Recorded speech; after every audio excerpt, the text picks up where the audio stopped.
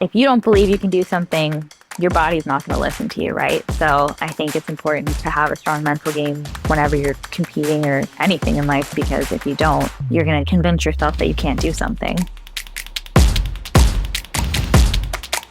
Hey y'all, I'm Ryan Devlin, and welcome to the Struggle Climbing Show, where I talk with elite climbers about their struggles and breakthroughs in training, nutrition, tactics, and mental game. How are you doing? I hope you're doing great. I'm glad you're here. Thank you for joining me. I'm super psyched for this episode here because we are chalking up for a chat with Meagan Martin.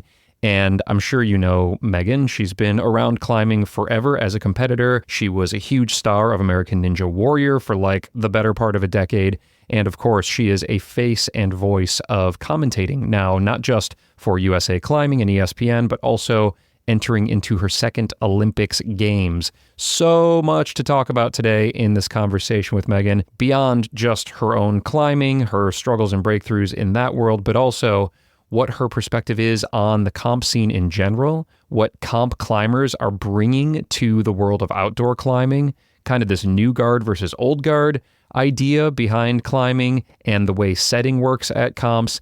And also she's a mom. She's kind of a new mom. You'll hear a cameo from her little kiddo, Indiana, throughout parts of this interview here. Totally adorable. And this conversation I just thought was so fantastic on many, many levels, especially as we are now just days away from kicking off climbing's second Olympics and the first time that speed climbing has been a separate medal from boulder and lead.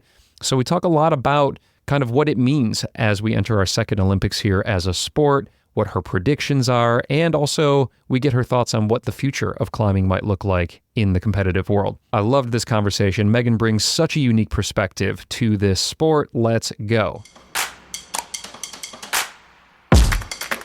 All right, how about a little update on my climbing and my training right now? It is summertime, all right? We're kind of late July when I'm recording this here, and it's been a couple months since I've been outside climbing, and just a few days ago, I got out to the Red, and I'm so glad that I did. I was kind of bringing like a little bit of a picky, like snobby attitude to the summer weather that we've been having. You know, I'd look at the forecast and I'd be like, oh, it's 85, 90 degrees, it's 70% humidity. I'll just, hit another gym session. And that's cool. I mean, I think 'tis the season to get a lot done in the gym. But I went out just a few days ago and I just had the best time. I kind of forgot, honestly, what it felt like to just go out with zero expectation and not think of climbing as training or as trying to bump my grade up or any of that. I love that. Obviously, I'm like kind of project obsessed right now, but I didn't have any of that. I just went out and climbed like a bunch of moderates with a good friend, and we had a couple cold beers and just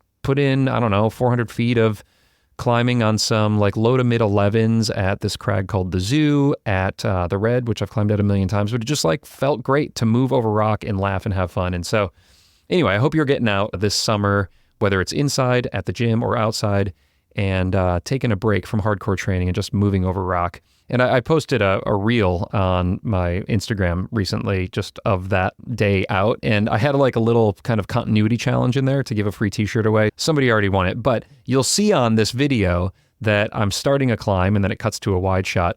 And I asked what the continuity error was in it. And the answer is that I was wearing different shoes when I started up the climb than when I came down the climb, because I brought two different shoes, and one of the climbs I did in my SCARPA Instincts and one of the routes I did in my Origin VS's. And I like stitched those two together to kind of make it look like it was one climb because I didn't have two cameras rolling. And this is like often what happens is like you shoot a wide and a close up, but I just happened to like change shoes in between.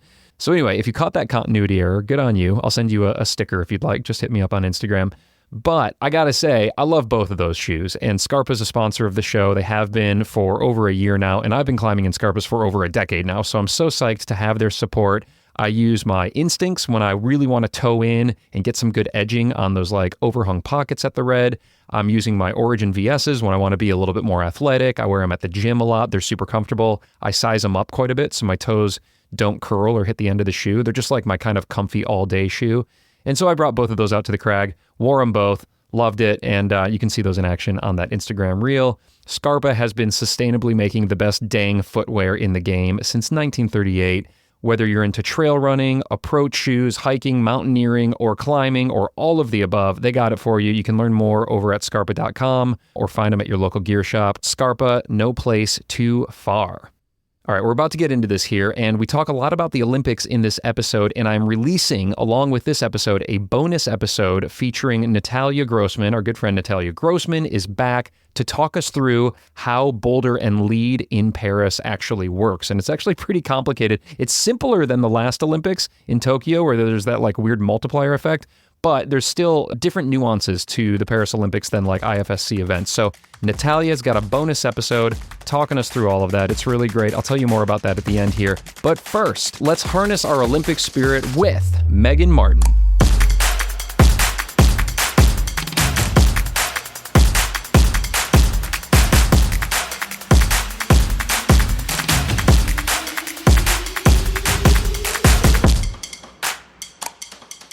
Well, it's great to meet you. Do you have any questions for me before we jump in? No, it's great to meet you too. Yeah, this will be fun.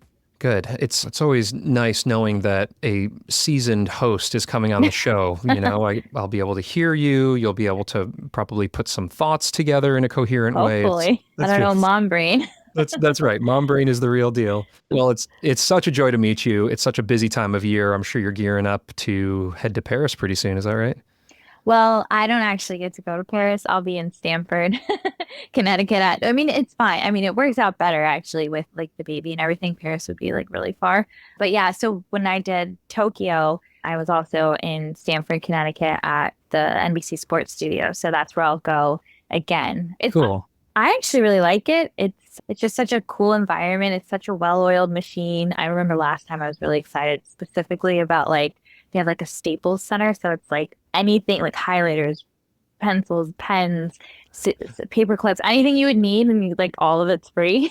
Yes. So you like can have all your stuff, and you just feel so prepared. It's really fun. Like, oh, that's so cool. Yeah, that's funny because like at first I was like, oh, it's kind of a bummer to not be in Paris, but as like a parent, like to be able to get your work done and not have to be, I'm sure like the security measures are crazy and just travel and the scheduling and everything's at all weird hours. And kind of nice to just be able to hunker down in the studio there. And also you get like a peek behind the scenes of major sporting production, which I'm sure is really cool. And a lot of people are there. From my understanding, the way it's been working is basically every Olympics for a while, like each year, they kind of put more and more people there because I think it's just easier than having people at the actual venue because it's, again, stuff that's always there. So, a lot of the people work for NBC Sports all the time, or, they've been doing the Olympics for like 5 to 10 Olympics. So it's just like, again, like more of a well-oiled machine. You're not having to deal with things in a new venue. So like, I think they try to put a lot of sports and commentators, and I mean, they have all those other shows that are going on and interviewers and all that stuff too. A lot of it, like I know the On Her Turf was there last time too, in addition to other shows, but I just remember that one specifically. But I think it probably helps, since every Olympics, the venue changes. So to have some sort of home base, I think is good. Well, I'm excited. I know this conversation is going to go probably in a lot of different directions. I'll try to keep it on the rails, but I definitely want to talk about the Olympics. Obviously, incredibly topical as we're recording this in just a few weeks before the games kick off. And then also climbing, Ninja Warrior, the TV shows you've been a part of. There's going to be no shortage here. So I'm grateful for your time. And I think if it sounds all right, we'll probably focus on your climbing for a little bit first, as you're an incredibly strong climber and competitor, and a lot of that will dovetail into, of course, what you do now in support of climbing competitions and, of course, with the Olympics coming up. So let's start with your climbing background, your climbing history, and I know a little bit about that, but maybe I'll have you focus on the areas that seem most relevant. But first, we'll start where we always start here, which is struggle. And so I'm curious, as you look back on a very long and successful climbing career and still climbing, what stands out as the thing that's been like the struggle for you, or just in general, what's your relationship with struggle as it comes to climbing? Well, it's funny you say that because after like having a chat, this probably sounds so silly, but like everything seems so much less of a struggle rather than like going through like, we had some pregnancy losses and like even just like giving birth, and now you have a child, and like everything that you thought was a problem before feels so minor compared to like just surviving with, with a child, which Right. I'm sure you know because you have kids. So that's kind of funny. But I guess old Megan would probably say I took a big break from climbing at one point because I started climbing as a child, and then I started doing professional competitions when I was like 12, 13 years old, back when they let you do that. They don't let you do that anymore. But like Alex Johnson, Alex Puccio, myself, Sasha did as well early on. We were doing pro comps when we were really little. But after climbing for 4 or 5 years, I stopped climbing for about like 7 years. I started pole vaulting, and then I came back to climbing. And I would definitely say, even though that transition back into climbing professionally went as smooth as it could, there was still like struggle in that because I had missed so much time, so much had changed. I was trying to compete again, and the style was so different. I mean, let alone also the rules. I mean, when I was climbing back during the JCCA that turned into USCCA, and also the PCA was the pro competitions, like the scoring was so different for those bouldering competitions specifically. It was like points per hold. I mean, Right. there were no volumes, nothing like that. So when I came back and I'm like, oh yeah, I'm going to start competing again and go to my first nationals. And, I still did well, but I didn't make finals the first year. I made semis, and, having to go through a couple like learning years of like having to rebuild and relearn the new style, which again, since then has also changed a bit more, right? It's like everything's a little more gymnastic than it used to be like 5-6 years ago even. So I would say that, being able to compete again with all these people that I used to compete with, but then still being like a step below them for like a little bit and having to kind of work my way up and relearn everything, it definitely wasn't easy, I would say. But as I always look back on it, it also could have been a lot worse. So I am always like thankful that it did happen pretty quickly, and I was able to get back into being in finals and like the national competitions and being on the US team and going and competing internationally and whatnot. But I know at the time it kind of felt a little tough being the person that was like not in the final and just cheering on your friends, and like could do some back then. Also, you could go and do World Cups internationally because we had no rules about like placement and stuff like they do now at USA Climbing. But you couldn't do Vail because everyone wanted to do Vail. And so if you were lower in the rankings, like you'd have to sit there and watch the Vail World Cup at the time, which was like kind of hard.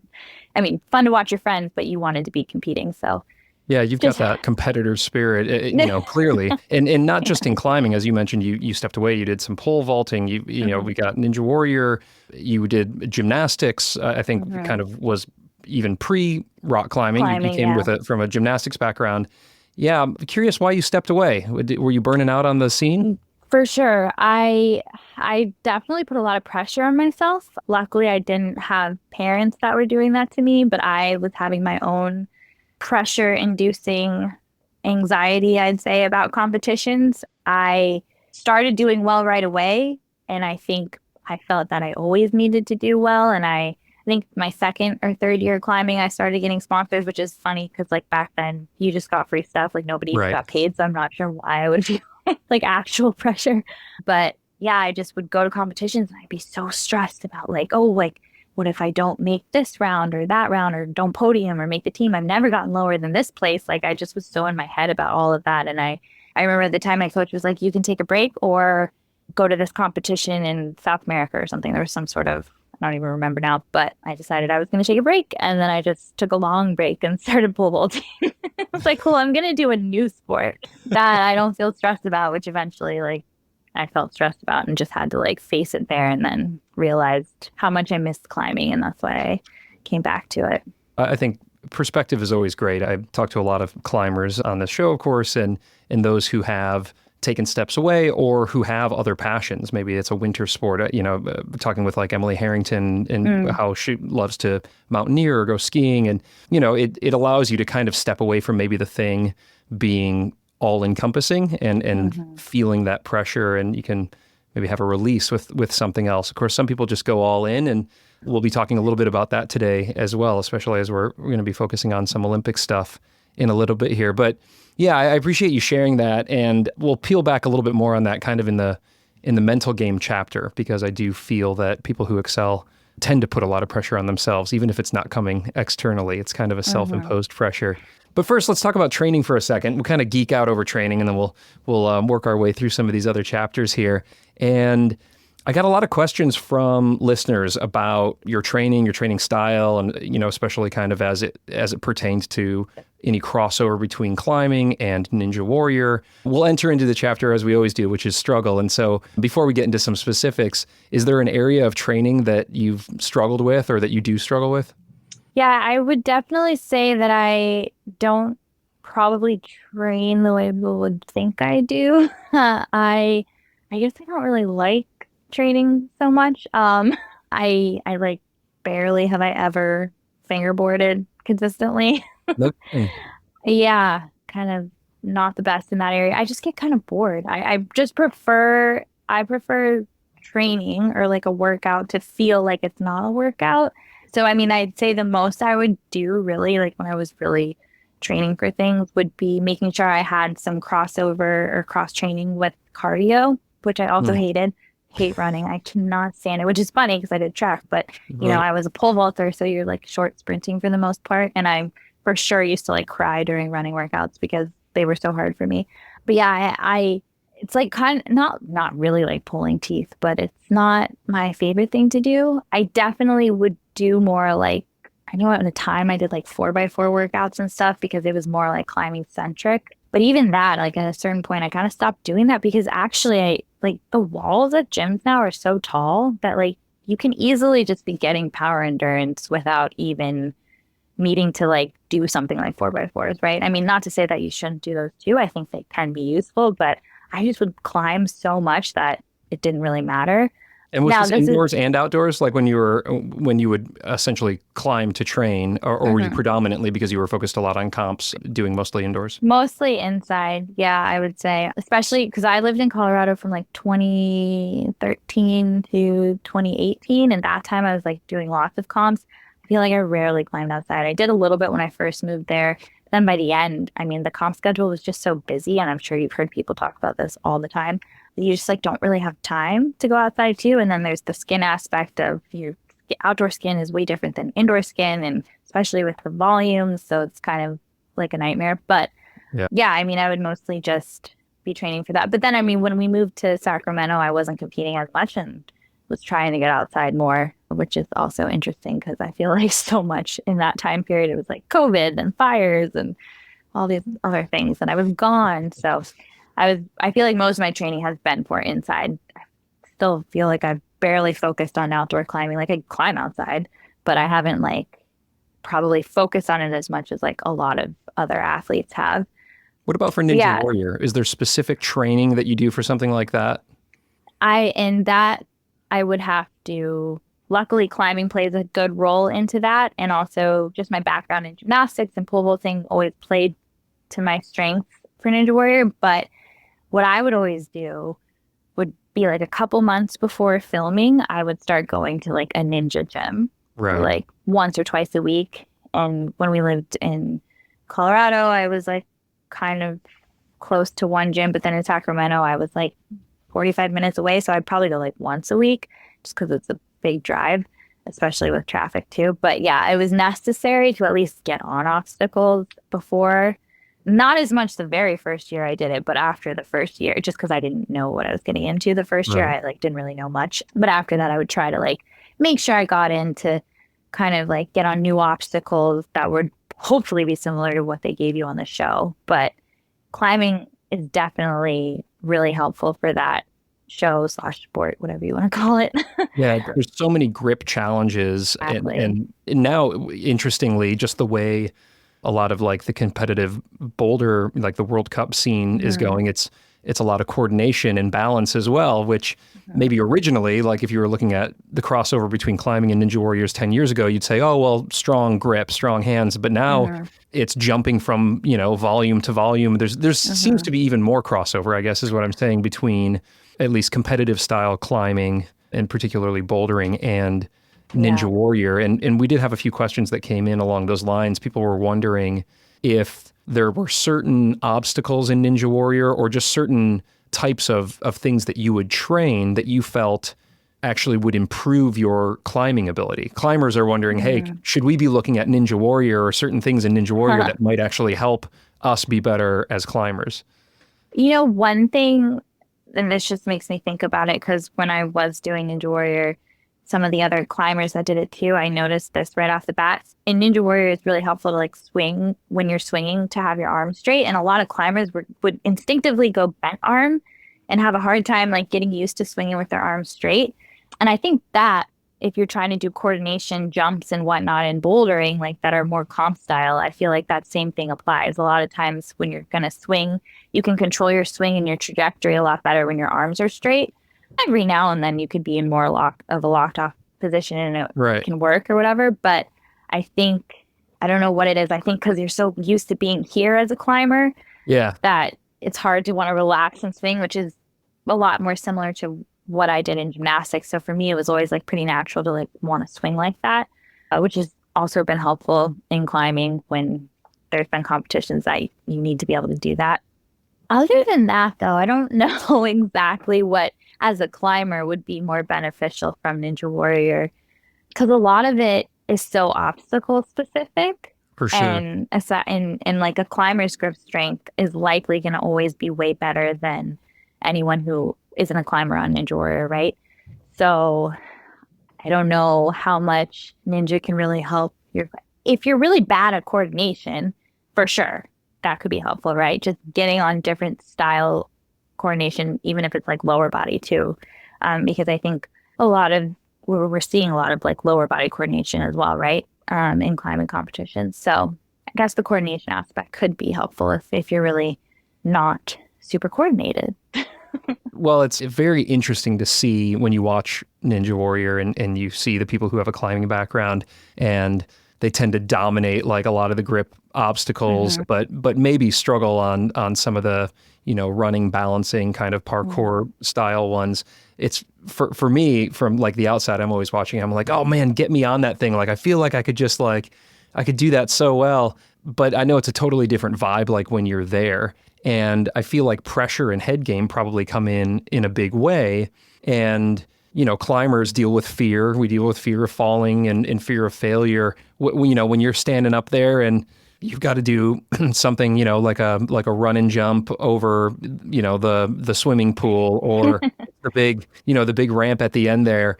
Like how much does the head game come into play during those obstacles? Yeah, they are very big, right? So you're definitely higher than you think you are over those pools, and they're not that deep. So it is a little bit scary in that way.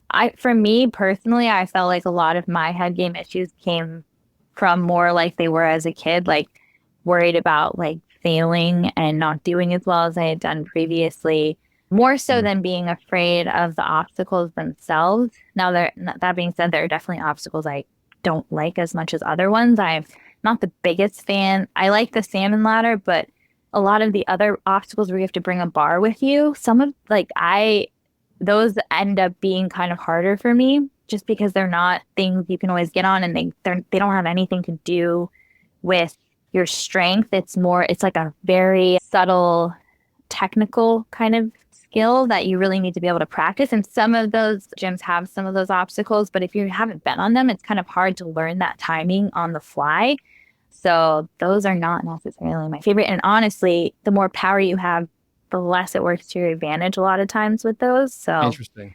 Yeah, those are not my favorite obstacles. But yeah, there's so much head game pressure. Anytime you're performing, I feel like you have to keep your head in check, right? I think there's probably, I don't know, I'd say actually like 20% is about the physical, or maybe like 40% physical, 60% mental in terms of performing. Yeah. Mental plays a huge role. And I think you hear athletes talk about that all the time, because if you don't believe you can do something, your body's not going to listen to you, right? So I think it's important to have a strong mental game whenever you're competing or anything in life, really, because if you don't, you're going to convince yourself that you can't do something. We'll shift now and talk for a second about nutrition. And with a background in gymnastics, then into climbing, track. There are some kind of pitfalls around nutrition that can happen. Certainly the right nutrition can help us to perform at our best. It's a lot to navigate. And I'm curious for you and your history as an athlete, what's been your relationship with nutrition? Has there been any struggle there? Not so much struggle in the nutrition area. I love food. I'll start off with that. Yeah. I would say I'm a pretty healthy eater. I try to put good things in my body that are going to fuel me. I do have a major sweet tooth that can be detrimental at times, but I've been really lucky. I have a really healthy relationship with food. I've never had an unhealthy relationship with food, which I know is pretty rare. So I'm definitely happy that I've always felt that way. I do think part of it too comes from the fact that, especially as a climber, I feel like my body type's a little different. So I just knew I had a different body type, and I wasn't trying to look like everybody else because that would honestly be very hard for my body type to do. So I feel like I was able to bypass getting kind of sucked into that idea that I needed to look a certain way to be able to perform a certain way. Granted, I remember being at a World Cup one time in Canada, and somebody had written on my Facebook that I should lose a few pounds because the top athletes seem to be on the lighter side. Right. Which I was that's a crazy thing to say to somebody, but Totally. I honestly didn't actually care because I think we all have, everyone's body type is different, and you have certain things that you're going to be able to do better than others because of what you have. So I just kind of lean more into that and then try to work on the weaknesses I have rather than trying to change my nutrition and body in order to attain something. It's almost miraculous that you came through at the time that you did, because it's much more of I think an understanding around proper fueling and body composition and body image now than there was, 10, 20, 30 years ago. And the fact that you came from these sports that have had a history of, struggles and challenges in disordered eating and caloric restriction, it says a lot about you and, of course, the people around you. So your folks, your coaches, the people that were influential on you as a young athlete. So that's wonderful to hear. And then that gives us an opportunity to talk about what was working, what these are pretty, rigorous competitions that you're doing. Ninja Warrior is obviously incredibly taxing and can be on the body, both the training side as well as the competing side on the performance. And so what's kind of your go-to? If you could talk us through a little bit of how you like to fuel, would love to learn what's working for you. I'm a big egg fan. I love eggs. Yeah. Yeah. So ideally, I get that in the morning with some spinach and, toast or a bagel or something. Always tricky, right? When you're traveling for a competition or something. And then I know at least for climbing, early ISO times was always kind of hard. You don't always want to eat that early in the morning. You're waking up earlier than you normally would. But I would always try to stick to that just because I knew I kind of needed it. Ninja Warrior is even crazier because they film at night. So right. Honestly, I was not very picky with that. I definitely leading up to the night before, I'd try to have I do kind of believe in the carb loading before your big competition the next day. So some sort of pasta with protein and veggies. Pretty boring balanced meals, honestly. And they're not necessarily boring. Depending on where you go. But yeah, I feel like I'm a big believer in balanced meals. I try to have a veggie and a protein and some sort of carb. As a mom now, I'm crazy about organic and I've always eaten pretty organic, but now I'm pesticides, can't have any of that getting in my breast milk. I'm insane about all of that now. But yeah, and I also though I still would probably have dessert the night before a competition too. I'm gonna enjoy that still. You said you have a sweet tooth. What's the go-to? I love ice cream and I love baked goods as well. Oh yes.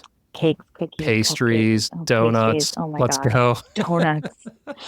Donuts are so good. I know, they're so good. It's ridiculous. It's so hard not to have all of those things. But yeah, so definitely just making sure I feel like I've had enough protein and veggies and carbs to fuel me. I like a sandwich, but I don't eat that much deli meat, I'd say. But and salads with protein. Smoothies are good in the morning too, or if you're trying to get something, especially if you're not super hungry in the morning. I feel like that would always help if I could do that. Or, sometimes you're at a hotel that gives you like a smoothie. Right. Rare, So but just like it balanced, happens. it sounds like. I mean, just like a lot of variety. That's kind of always been my MO, like moderation with everything. Like, because then I feel, because, I've always heard, people who like to have a cheat day and I feel like when you kind of create that kind of a system, then you're like gorging yourself when restricting yourself at other times. And to me, it kind of makes it worse. And Right.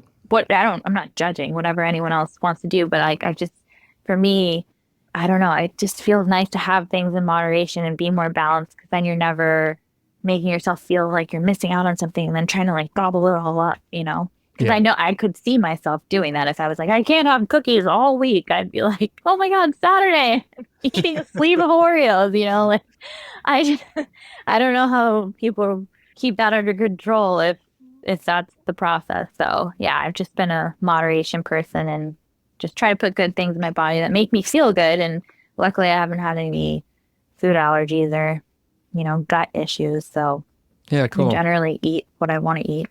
Love What about sushi. Oh my God, me too. Although I'm vegetarian, so we get vegetarian sushi, but it's still I limited. did that when I was pregnant. I was like, cucumber, avocado rolls all the time. Yeah. What about caffeine? Do you use caffeine to perform? Love coffee. I wouldn't say I use it to perform, but I drink coffee every day. Yeah, okay. Just I, just to perform in life. yeah, Just just to to perform in life for sure. right. Yeah, I just had a coffee before we got on this call. Because my baby woke me up at 4:30 this morning. Ah, very early. I think when I was younger, I probably drank more like other caffeinated drinks as well. Like I drank Fit Aid a bit, but I still like coffee is my favorite. And I basically drink like coffee and water. Like I don't really drink anything else. So always getting the caffeine from coffee, especially for ninja filming at night. I would definitely, I mean, if you're starting to feel like you're falling asleep, definitely do that. But I electrolytes. I really like electrolytes too. I feel like that helps a lot. You do like a supplement? Yeah, I'm like, well, these didn't exist before, but I really like the element electrolytes. I feel like Right. they have like no sugar and they really work. And I actually like how salty they are. They're great. I don't remember what I would have used to use like before those existed. I probably just used what are they called? Liquid IV probably before, Right. which Yeah, has a cool. lot of sugar in it. The sugar tastes good, but It tastes good, yeah. but makes you But crash though. It's like an opposite. right, You're trying exactly. to like stay hydrated and like Yeah, it used to your just be body to Gatorade. I perform. mean, Gatorade was the thing, and now So much sugar so much sugar. I know my and kids other love it. things. Yeah. So No, that's good. I mean, it's just a little, look, it's just kind of a peek inside an elite athlete's, kind of weekly diet routine is, I think, always interesting. We have athletes on the show that are, ketogenic and some that are mhm. vegan and some that are, almost exclusively meat eaters. I mean, it's really interesting. I'll have Yeah, Alex Magos on and he'll talk about, how he's fueling and doing his best on a vegan diet. And then I had yeah. Paige Clausen on recently and she eats like a lot of meat and a lot of butter. And she said that's, how she Yeah, performs better. And so, it's very individualized, of course. It's just totally. interesting to kind of get that peek. Yeah. Arian's really good on a grill. When I go to their house, I eat a lot of meat too. It's great. Right. It sounds like, yeah, that's when she made the shift, I think, is when they started getting, Yeah. hanging out. And he's like, you're gonna climb better if you just eat a little bit more meat. And so it Yeah. worked. It's good for you.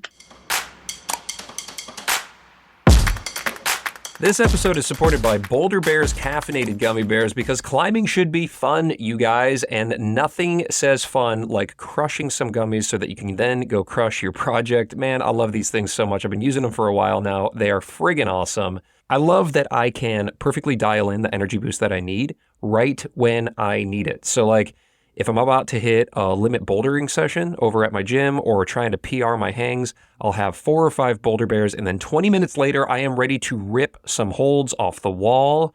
Or on the other side of that, if I'm out for like a long day at the red or I'm doing some multi-pitch, I'll have like 1 or 2 an hour, and that's just enough to keep the energy and the focus leveled up. Each Boulder Bear has 20 milligrams of caffeine plus collagen, so you can stay energized, focused, and take care of your fingers all at the same time. It's a small company. I know the owner, Matthew. He's a great guy. He gives 5% back to climbing nonprofits, and honestly, it's just the best and most fun way to get a caffeine boost. You can pop by thestruggleclimbingshow.com/boulderbears to try them out, and use code STRUGGLE when you go over there because you're going to get yourself a free travel pack plus 15% off your order. It's cheaper than Red Bull and way, way better. Hit that link in your notes to check it all out. Boulder Bears, all flash, no crash. This episode is supported by MAXIM ropes, and if you take as many whips as I do, you want to be sure that your rope is amazing, and I'm telling you guys, my Airliner is hands down the nicest rope that I have ever tied into. The 9.1 millimeter MAXIM Airliner is an ultralight and skinny lead line, but that featherweight doesn't sacrifice an ounce of performance, y'all. It is frequently referred to as the indestructible Airliner due to its longevity, which is awesome for a few reasons. First, peace of mind. So, real talk here, I struggle with fear of falling, and I just want full confidence that my rope has got me, and the Airliner, which is triple certified, goes above and beyond in that department. I love it. And then second, I don't want to have to shell out for a new rope every season. They're expensive, and MAXIM goes the distance here, which also means that it has a smaller impact on our environment, which is really cool. And then lastly, the Airliner is so light, it makes the approach a breeze. It feeds through my gear incredibly smoothly, so I can save all of that energy to flail around on my project. Not MAXIM's fault, but I'm working on it. So if you're looking for a super lightweight, ultra thin, and extremely durable cord, you have found it.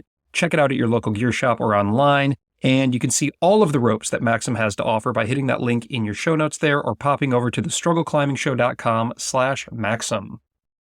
All right, I want to talk about belaying here for a second and how important it is for performance. Like if you're about to punch into a crux move on the sharp end and your belayer short ropes you, well, there goes the send and also maybe your friendship. Well, here's some good news for your climbing as well as your belationships, and that is Petzl just released a new cam-assisted belay device that is specifically designed for lead climbing. It's called the NEOX. You've probably heard about it, and I have been putting it to the test in the gym and out at the crag here lately, and it is sweet, you guys. You can basically think about it as a gree-gree, which I'm sure you all know. It looks and operates the same, but there is some magic engineering on the inside of this thing that allows you to pay out slack quickly and so smoothly when belaying someone on lead. Like there's almost zero friction. It's kind of like the old days of using an ATC, but with all the safety measures of a gree-gree. If you do a lot of lead climbing, you got to check out the NEOX. It's a huge evolution in belay devices. And because it's Petzl, well, you know it's the best of the best. From the gree-gree to the gree-gree plus and now to the NEOX, Petzl has got your catch. You can find the NEOX at your local gear shop. Pop over to petzl.com to learn more and to access the inaccessible.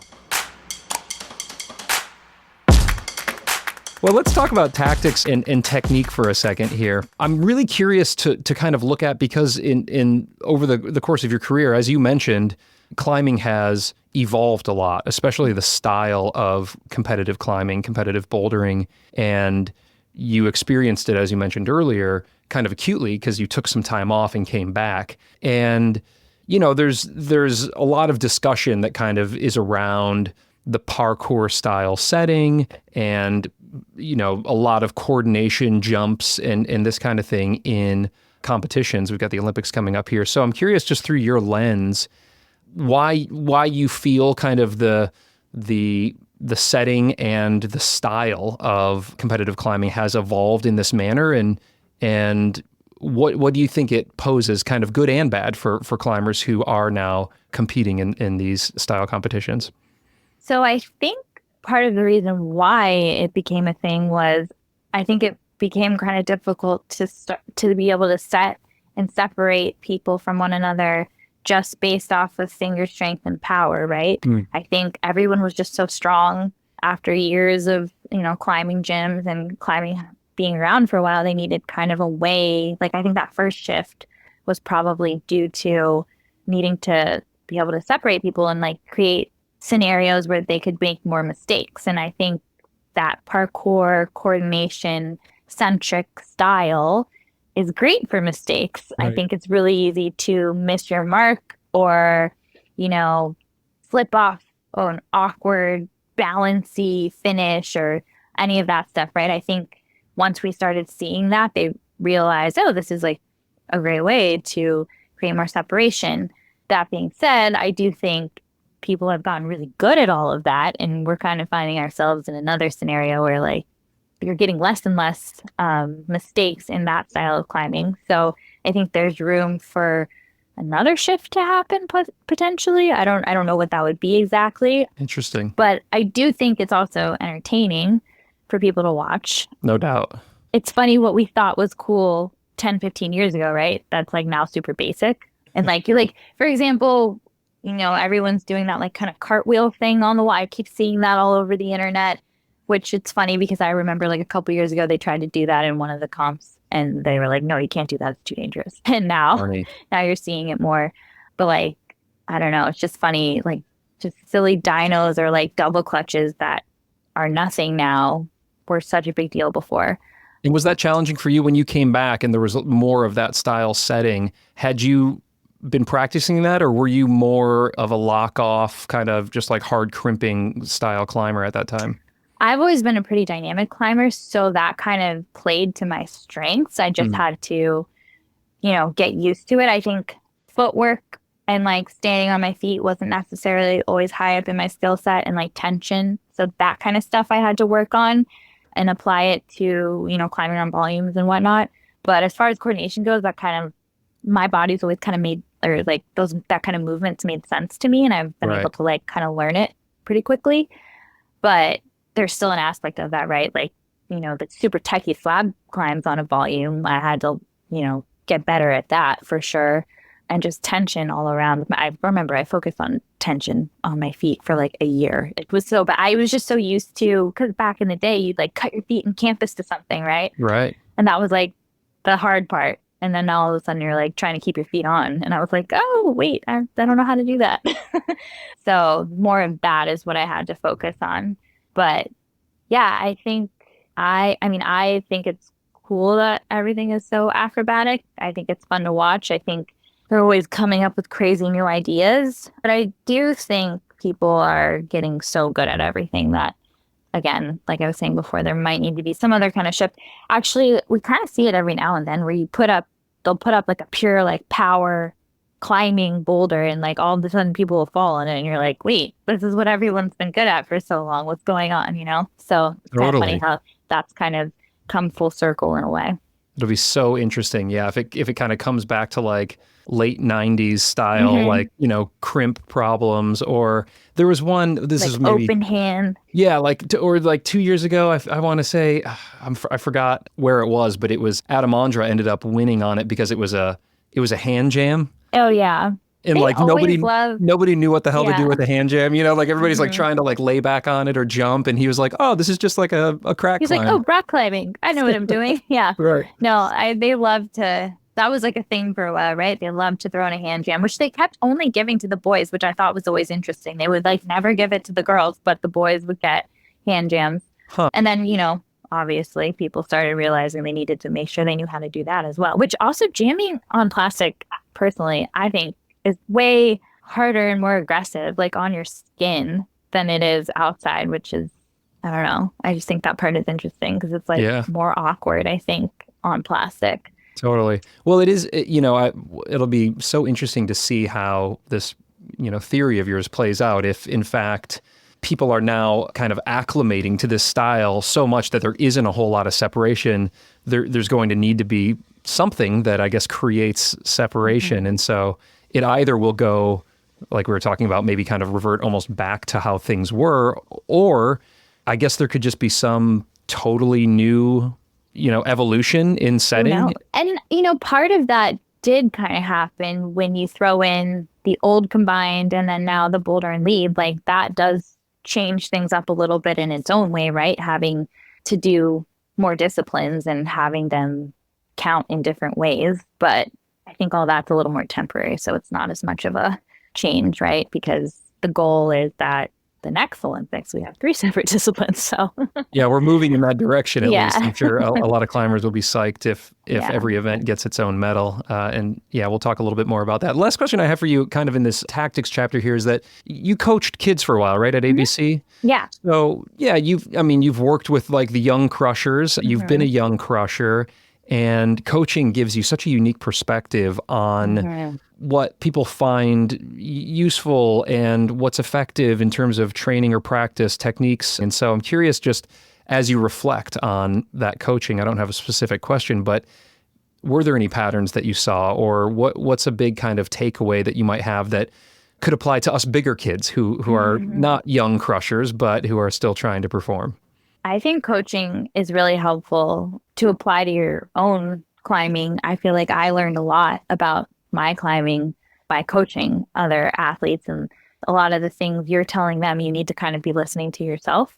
So for me, that was really helpful. But I definitely like the pressure, like you were talking about earlier. Pressure is definitely something I feel like everyone experiences, and each person has to kind of work through that in their own way. That was another thing with coaching. I feel like you really start to realize how different everyone is and how each person really needs to have things kind of explained and be able to work through things specific to themselves. Like it's not a one size fits all, which you kind of know going into it, but it really is specific. I feel like it's good to have people in a group together, but the more you can remember that you have your own way of doing things and like focusing on yourself is so important and not on what other people are doing. I think that that's really important in being successful and honing your craft and everything, because I think it can be distracting to always be in a group and thinking you need to be doing exactly what someone else is doing, when like it's more important to figure out what you need to do for yourself and really target those areas, because we all have different strengths and weaknesses. And I think that that was something I definitely really learned from coaching as well. It's really interesting, actually. I feel like the kids they're competing at such a high level at such a young age, which again, like you said, that's what I did as well. But to watch them do it, you start to like reflect on what you were going through and how kind of crazy it is to experience that at such a young age. And that's also where I think, if you're ever struggling mentally with everything, I think sports psychologists are great. I think they can be really helpful, because I guess that's the other thing, right? Figuring out what you need that you like from other people, right? You can't always solve everything yourself. I think it's important to bring in the people you need, like to kind of create a little team around you to be able to achieve what you want to achieve in sports or life in general, I guess. But I think that it's kind of eye-opening in that way. Like you just need to be able to find where you can get help from other people, because I think it's a lot for just one person to deal with sometimes. This is a great segue for us, because we're going to shift into the mental game chapter here. And you've had a very unique look at the mental side of climbing, of competitions, even on, like a show like The Climb, where these are contestants who are put under an incredible amount of pressure. And there's not only the pressure of the contest itself, but then there's pressures of production and, people wanting to make sure they're doing the best that they can for the producers and these kinds of things. There's pressure on all sides. You've had a unique window into all of it. And I'm curious, before we kind of get specific and start to look at things through an Olympic lens, if there was an area kind of mindset or of the mental game that over the various sports that you've done, that's been a challenge for you, or if there's been conversely certain tools that you found along the way that have really helped to deal with anything on that mindset side. Yeah, I definitely get really nervous about failing, I guess, which is funny because I always think I worked through it enough that I'm like over it. But I guess at the end of the day, I still am worried about that. So one of the tools I used, and this got really bad on Ninja Warrior specifically. So I always, like right before I got on the starting line, like I was so nervous that I like literally could probably start crying. I would always be like so nervous. Wow. So before I like ran up those little steps or whatever, I would like actually talk to myself out loud. Be like, this is fun. You're good at this. One obstacle at a time. You're gonna have fun. Like just like over and over and over again, because otherwise I would just get so nervous for whatever reason. Like crazy thoughts too. Like thinking like you're just gonna like slip off of something that like you're generally not gonna slip off of, right? Right. Like jumping just to a bar or something, like you're just like ping off. Like the likelihood of that happening is not high, but I'd have like nightmares leading up to it. I'd get so nervous. Sure. I don't know why. It was crazy. But definitely affirmations like out loud, just speaking positivity. Because with the negative stuff, I guess I would think it, but I would never actually talk about it or speak it out loud. And I just was a big believer in and am a big believer in just speaking what you want to happen and not what you don't want to happen. So that was always like kind of more calming for me and helped me to perform. Would you do that for climbing as well? See, what's interesting about that is I didn't get as nervous about, I don't know why, but I think it's this. I think it's because, I mean, I did compete in lead as well.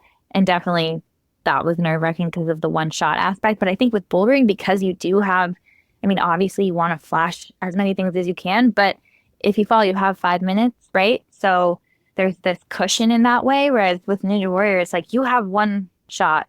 If you fall in the second obstacle, like you're done. Right. And I think that felt really scary to me. And so for climbing, I felt a little less pressure in that way. And for whatever reason, I didn't feel, I mean, I still would like, probably talk to myself while I'm like climbing and whatnot. But I definitely wasn't needing to do that as much because I just felt like a little less stressed about it. And maybe before I was doing Ninja Warrior, I might have felt that way. But I think once there were a lot of times when I was doing all of that at the same time. Like I remember I did like a qualifier and semifinal for Ninja Warrior and then like flew to Japan for the World Cup like right after. So it was like I would get the one thing done and I'd be in Japan for the World Cup and be like, okay, I can relax and I can climb and I can have fun. Like, and actually, you know what? It made my climbing better because I was so stressed about the ninja that I was able to just relax and have fun and just climb. So that was nice. So maybe it's nice if you add a little extra stress to your life so that the other thing feels less stressful. It's like you said earlier, when you have a kid, you realize how kind of easy you had it before you had a kid. You just add some more stress and then it puts everything else in perspective. There you go. You're like, oh, this was so stressful. Well, now I don't sleep. So whatever. Right. Exactly. Yeah. Well, this is a great opportunity for us to talk about the Olympics because we are talking for a lot of these athletes, kind of this is the peak of what they've been training for and working hard for some of them their entire lives, certainly for the past handful of years. I've had some Olympians on the show here. I've talked with Adam Ondra and Alex Magos, Natalia Grossman, Sam Watson, and so it's always really interesting to get a peek inside the Olympian's mind. And you've got such a good perspective here. So I'd love to just kind of set the stage, if we could, on the Olympics and what we as the climbing audience are to expect out of climbing in Paris here, maybe compared to Tokyo. And then I have some specifics that I'd like to dive into on some of the events and some predictions that you might have. But if you could, maybe just set the stage for us on Paris and, what's different about climbing in Paris compared to Tokyo.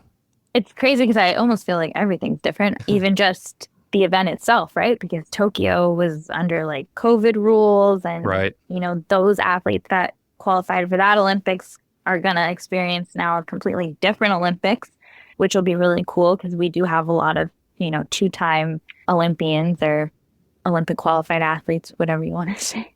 Technically, I guess, until you step foot, you're an Olympic qualified athlete. But once you're in the competition, you are officially an Olympian. Yeah. But yeah, the format change. We have boulder and lead as a discipline and then speed as a discipline by itself, which I think is going to be really exciting. I'm going to guess that Olympic record is going to be super, super fast this time. Right. From both the men and the women. We've had a very speedy year in general, which has been so exciting with all the World Cups, or I guess speedy last few years, but this one specifically has been kind of wild. Yeah, and just so, for those in the audience who maybe don't quite remember because we've tuned the COVID years out, which would be completely understandable, is it was all three combined, right? So you had boulder, lead, and speed. And so essentially that event rewarded the best all-around climber, male and female, and in essence, those who were specialists in speed, might not be very good in boulder or in lead. And so the overall speed times were quite low when you compared them, right, to what if speed had just been its only event. So this year in Paris, We've got speed as its own event. So those who specialize in speed climbing, and we're seeing, a lot of sub 5-second runs these days, that's going to be lightning quick, really exciting. And then the climbing is still, right, combined boulder and lead. So that is still a bit of an all-arounder aspect then, right, to those. You can't just be good at bouldering. You have to be able to climb lead. But those two disciplines too, I think they complement each other better than they used to 20 years ago, right? I think there are more similarities and people can be really good at both of them more so than they could 20 years ago because, lead was very much only endurance. But now I feel like they're both kind of just power endurance for the most part, right? With a little bit more of that coordination, dynamic side of it in the bouldering, but we do also see that in lead. So I think it is really cool that I kind of like that they're still combined. And I think even when they're separated, I don't know how those rules exactly will look, but you could see people qualify for both boulder and lead separately still. Right. Just because I think they complement each other so well still, especially for the top athletes. If you're one of the people who are likely to podium, you're generally quite good at both boulder and lead. Okay. But I also like, the different, because with the old combined, having everything based off the placement was kind of less than ideal, right? There was so much that other people could change your score just because of how you placed it, because it was that multiplier. I know. I really like. Yeah, it was a point system based on you play. So if you placed fifth or you placed first, it was multiplied. They multiplied them. Yep.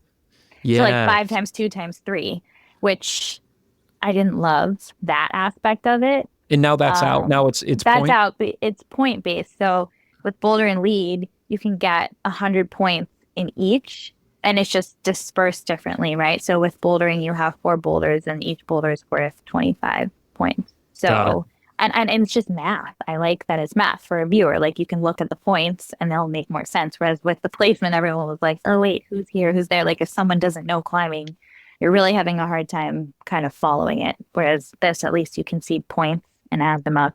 And there's, some tractions for falls and stuff, but it's so minor that I don't think people will really get confused by that as much. So I hope it's easier to follow. And speed's always easy to follow, right?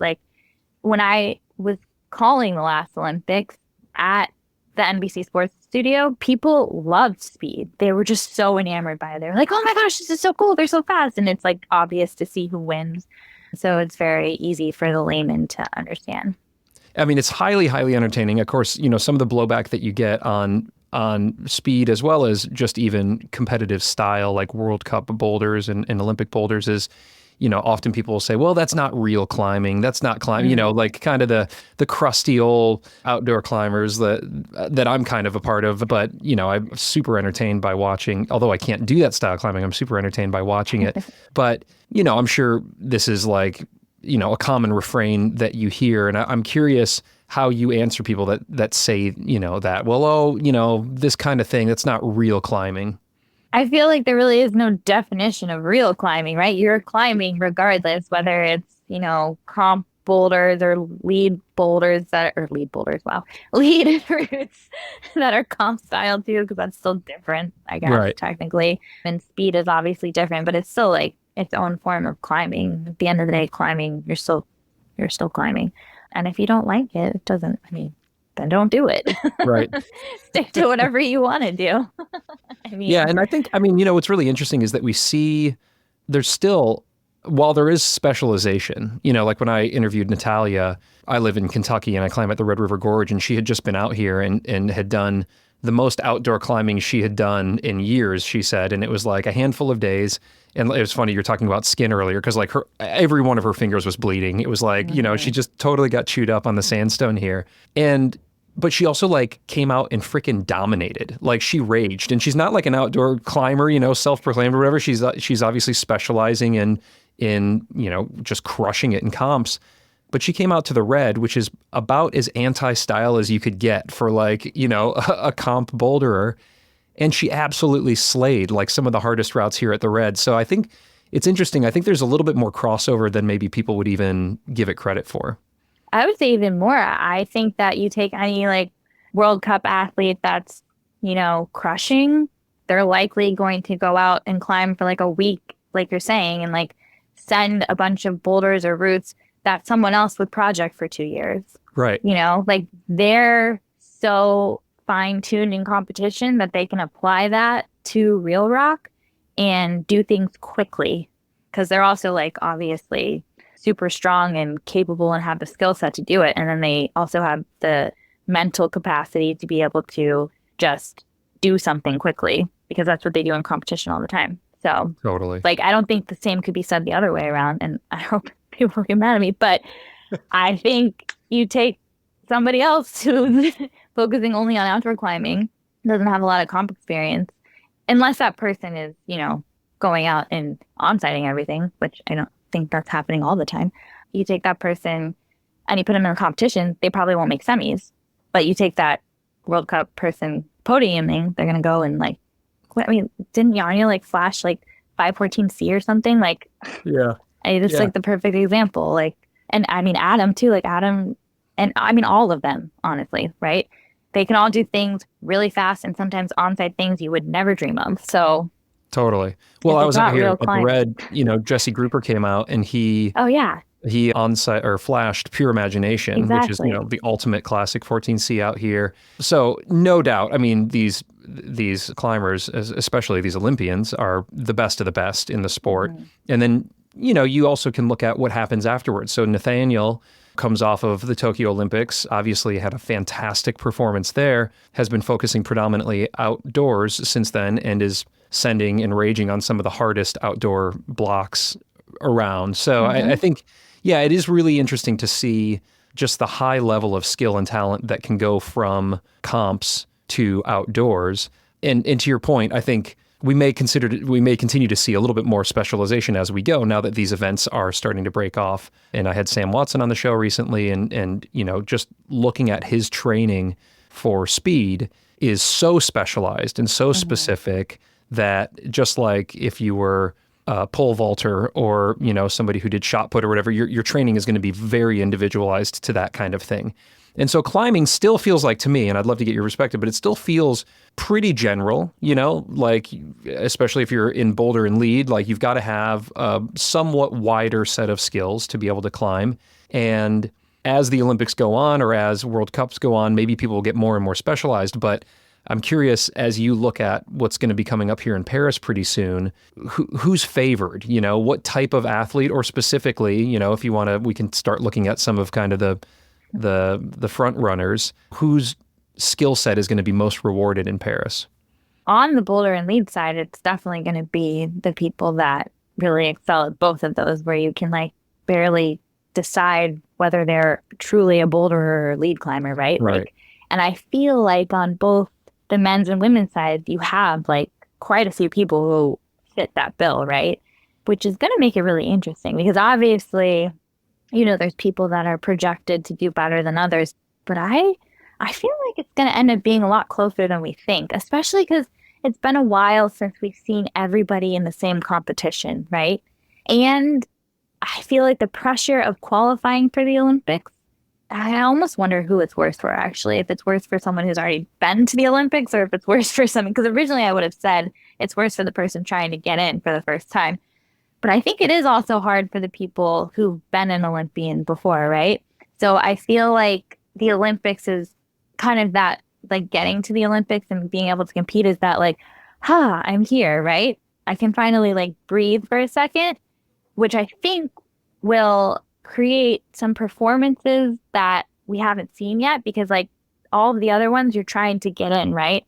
Or if you got it at the first one, I guess like you're still training, we're like backing off here, we're gonna cycle here, whatever, right? So we're not getting all of that person's performance. So I just don't feel like we really know what that looks like until we get to the actual competition.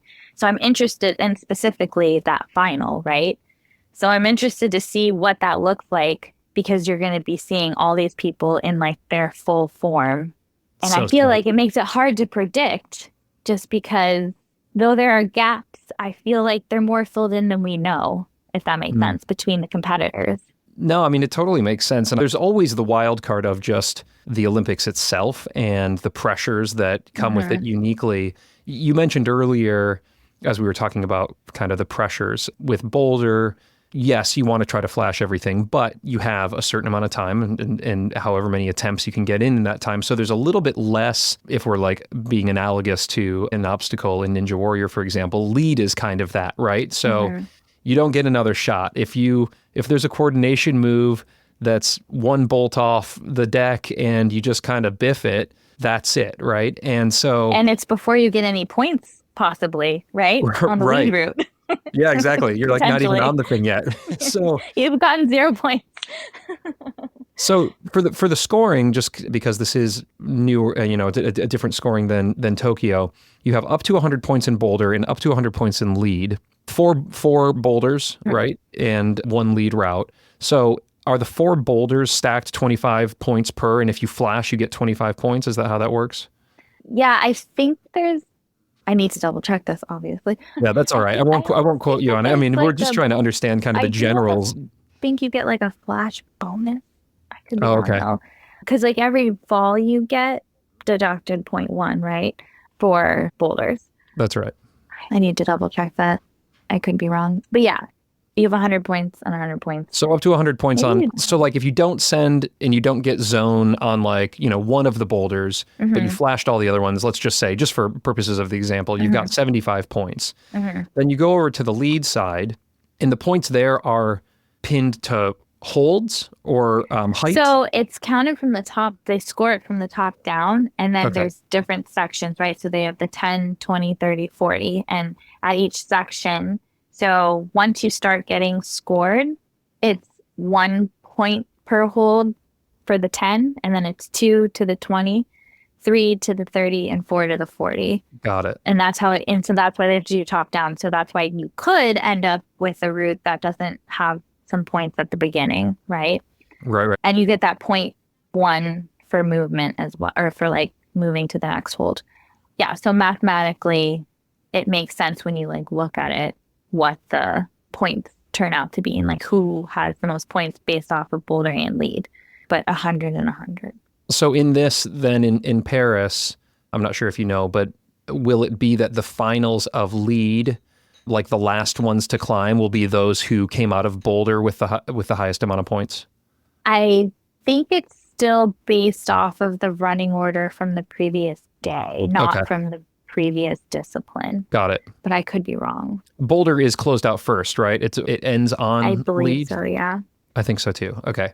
Yeah, still a lot for us to figure out here, but it's kind of it's a bit of a confusing landscape because it's like a lot of these other sports, the rules, were just established a long time ago and you just kind of like, they've always been that, or it's like a race where it's like whoever crosses the line first. And it's very clear to understand that. With the combined event like that, there's still a little bit of math that one has to just try to understand. I'm sure this is why you're going to be in Stanford there helping us all to understand it.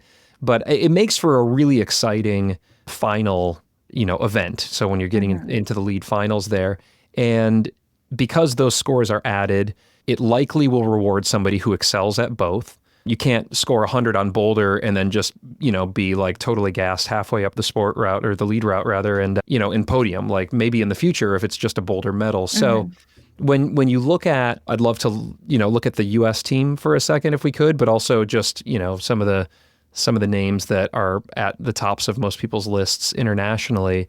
Who do you think we should be keeping an eye out for as we head to Paris? I think that the U.S. has a very strong team going, for sure. I think that I hate predictions. I don't know why. You don't have to choose a favorite. Okay. Well, I do think the U.S. is very strong, and we have a full team, which is awesome. Again, same as in Tokyo. And so Natalia and Brooke, and then we've got Jesse and Colin. Yeah. So you have, of those, you have 2 returning Olympians, Brooke and Colin. Right. And then everybody first time for speed, and then Jesse and Natalia's first Olympics as well. Yeah, very strong team. And then obviously we have a lot of other returning Olympians too, which I think is going. I think we'll see a lot of those returners in a similar position they were last time, like making it to the final. And also, oh no, I guess it was 8 last time too. Yeah, I was like, wait, did the numbers change? They didn't for the final. Oh, so it's 8 That's right. Yeah, it's But 8. for the boulder and lead, it's 8 to the final again. Right. Because it was the same for the old combined as well. Well, I Really can hard to ask say. some general questions here. I'm curious, like from your lens, if you think it's going to be old guard or new guard, because we've got I think we're gonna have a mix. You think so? We're gonna have a mix. I do. Okay. I do. Because I feel like that's what we've been seeing too, right? Like people are so quick to count out. Like I feel like Tomoa, for example, I felt like people like kind of counted him out in a lot of ways, and I was always a little surprised by that because, he's still at the end of the day Tomoa Narasaki and has a Totally. lot of experience, and not just a lot of experience, but a lot of experience like excelling and winning and just being incredible. So to think like, oh, he's not going to make this Olympics, like, I don't know, that seemed like a long shot to me, which like, he definitely was able to do it. So Yeah. I think we will definitely see a mix for sure. It'll be interesting what those podiums look like. If it'll be like 2 new, 1 old, or like vice versa. But I Right. do think we're going to definitely have a mix. it was just the results at Innsbruck, was that just a few days ago. And Sure. it was like Jakob and Alexander Magos, but then Toby Roberts. So it's like, Yeah, it's that mix, right? it would be crazy if it was one way or the other, like a clean sweep one way or the other. I definitely think it's going to be a mix. I think the people who are qualifying again and the people who have been competing for a long time, like someone like Tomoa or Jakob, like I think they have more left in them than a lot of people might assume. And I think those younger athletes like Toby, for example, are also ready to kind of mix it up and like ruffle some feathers or whatever. So I just think it's going to depend on the day.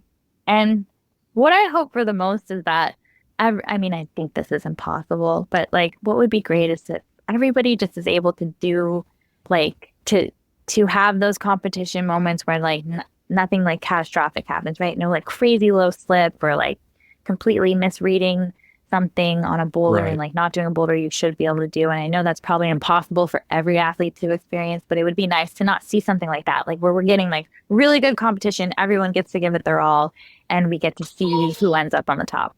I love that perspective. I hope that's the case as well.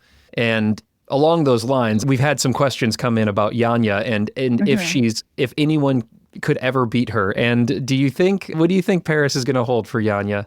I mean, Natalia's beat her. Actually, Natalia. I was going to say, people have beaten Janja. It's definitely happened. Like, it's not impossible. Yes, Right. She's incredible, but she's a human at the end of the day. She's not a robot. And she is incredible. And everyone else has been trying to catch up to her. And I'm sure they're closing the gap more than people even know. Sure, she could definitely win it all again because she is that good. But something could happen as well. I don't know. We'll have to see. Everybody is beatable at the end of the day. Oh man, I'm so excited for it. Well, I know you've got like a ton. Your work is going to be cut out for you because it's going to be a really exciting and very action-packed series of climbing events. On the commentating side, I'm curious what unique challenges that poses for somebody like yourself. I mean, I think for me, I'm just going to have to be as present as possible, right? Like the commentating side of it, it kind of just, the competition gives you what you're going to talk about, right? And I hope we get, some good stories. We already have good stories coming in. I love the way the qualification worked this time. I liked it way more than the first time. I loved that OQS series. I think there was high drama. There was I know like the final wasn't as exciting because we knew who made it to certain things, but just the drama of the series itself and giving athletes 2 competitions to prove themselves, I really liked, because basing it off of one sometimes is difficult. And a lot of the athletes that qualified at the OQS were so close to qualifying in the other competitions. So I think the athletes and the setters and everything are going to give us a great competition. And I don't think there will be a lack of things to talk about because I think it'll be really exciting. Yeah, and you're going to be stationed here in the States, obviously, breaking down all the events for us. Is there somebody who's going to be in Paris doing, athlete interviews, man on the street type stuff? I don't know exactly how that's going to work. I know last time when they finished, we were able to somehow send interview questions in and whatnot, but I don't know all those logistics yet. Is Alex Honnold doing something for the Olympics this year? He is doing something. I don't know exactly what that is, but I think he's supposed to be. I think he was supposed to last time, and I think with COVID it got kind of messed up. Yeah, he mentioned that to me, because I think he's doing something there. It probably is. I think so. I don't actually know. I have no idea. But Well, I think definitely. he went viral like not too long ago for kind of like, talking about athlete pay or like, Oh, yeah, I saw that. comp pay. He said the things everybody was thinking. Yeah. Yeah. What did you think about that? I think it's great that Alex can say whatever he wants. Oh, only Alex can say whatever he wants. The rest of us, Exactly. I don't know. I think that's awesome that he can say whatever he wants to say.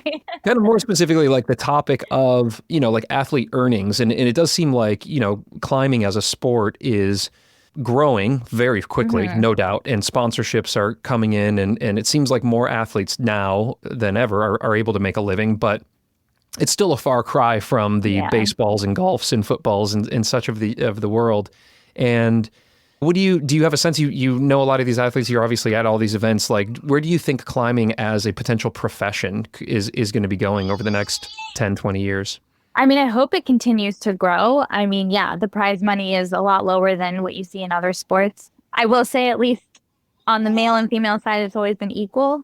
Not every sport can say that, so that's nice. We're lucky that there's more sponsors that can give more money than they used to be able to give, and people can make a living, and we're getting more mainstream sponsors. I mean, Brooke has like a deal with Delta. I saw her commercial the other day. I was like, oh, that's so cool.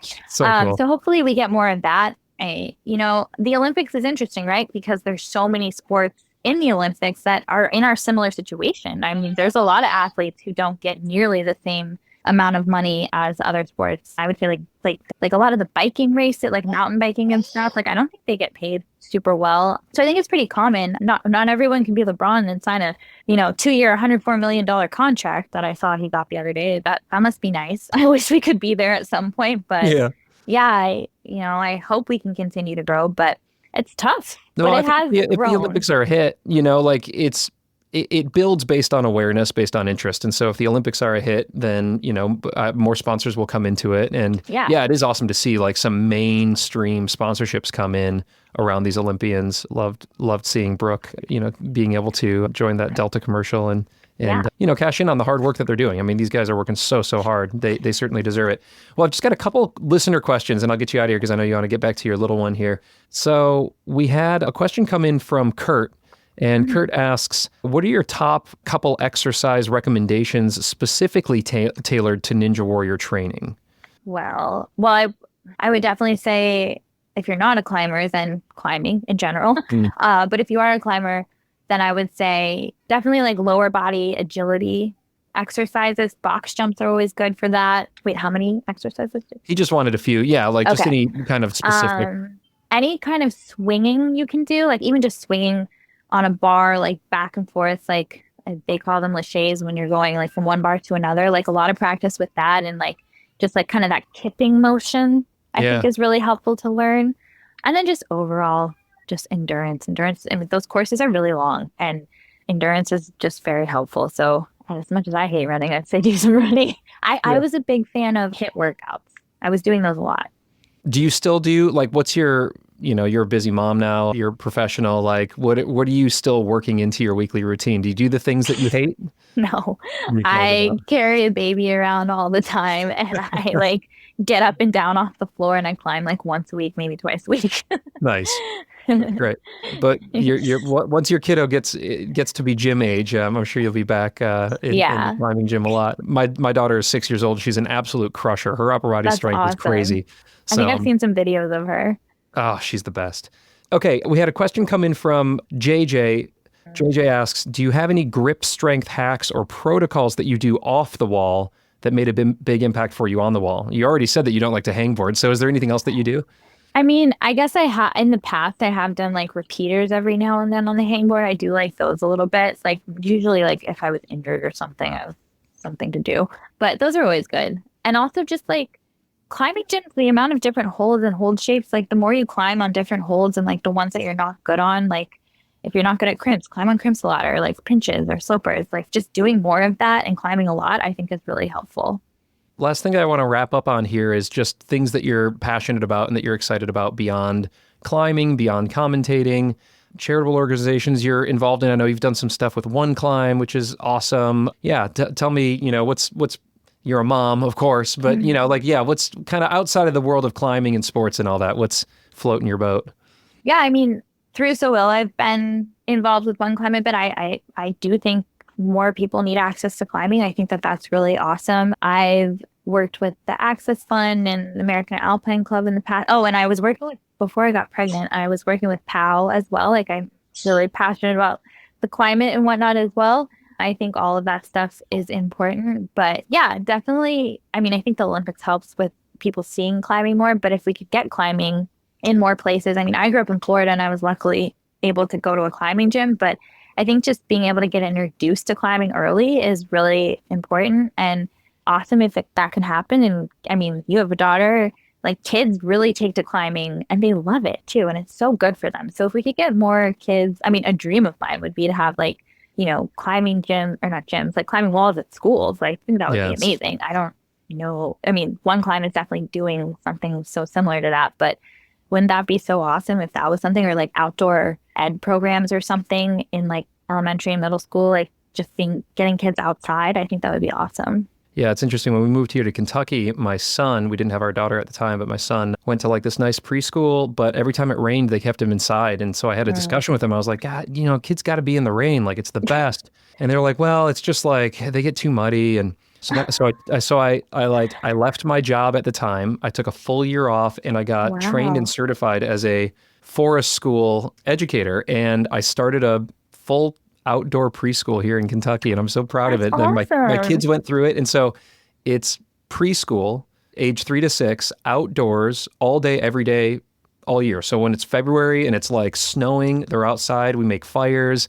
And when it's raining, they're just in these like super cute like rain suits and they're running around and splashing. And, you know, it's, yeah, like kids just, it's a privilege to be able to be outside. It's, you know, like it took a lot of work to create that program, but it's so awesome just to be outside. Yeah, it's kids. Yeah. That's where kids thrive. I agree. Yeah, that's awesome. I wish I could send my little one to your preschool. I'm sure there's one around. There might be. I mean, I guess we're in Colorado again, so there probably is. Yeah, no doubt there's one out there. Well, this has just been awesome. I really, really appreciate your time. By the way, I was just talking with Cat Runner yesterday. I'm in Louisville, and Cat's here as well. Yeah. He's going out to the International Climbers Fest, and we're doing a clinic together. Like, I'm sponsoring him to go out and do a clinic at the Climbers Fest, and it's great. And so, yeah, I had one question from somebody that I forgot to ask. And so if you got just a second, somebody has asked, and I've got a background in television myself, so I know how the sausage is made. But somebody asked, you know, huge fan of the climb, how much is scripted or how much is fake and how much is like actually real from what we saw on the show? It was all real. Actually, nothing was like fabricated. The way that competition played out was 100% real. Like, we couldn't have written it better. Like, that was the joke. We're like, wow, this is turning out like the way everyone got eliminated and stuff. We're like, so good. Literally couldn't have been written better. I would say the biggest thing is it's like, obviously you go back and like do close-ups and like second unit stuff, but but nothing was fabricated. Yeah, and I think, you know, for those who are listening, like that's common in real rock films as well. Somebody will go climb something and then you'll go back after the fact and you'll do insert shots of their feet on the holds or their hand climbing it. So it's not fake. It's just that you're picking up extra shots and this kind of thing. Exactly. Look at this dude. This is Indiana. Hi, Indiana. I'm Ryan. How are you? Say hi, Ryan. Hi. I don't oh my speak gosh. yet. What a sweetheart. Hi. Yes, I see you. Do you see my microphone? Well, this is a perfect time. Indiana has notified us that we are coming up on our 90 minutes here. And thank you so much for your time, for the insights on the Olympics, and good luck with all the commentating. I'm sure you're going to have plenty of caffeine over those couple of weeks there, and we'll be watching.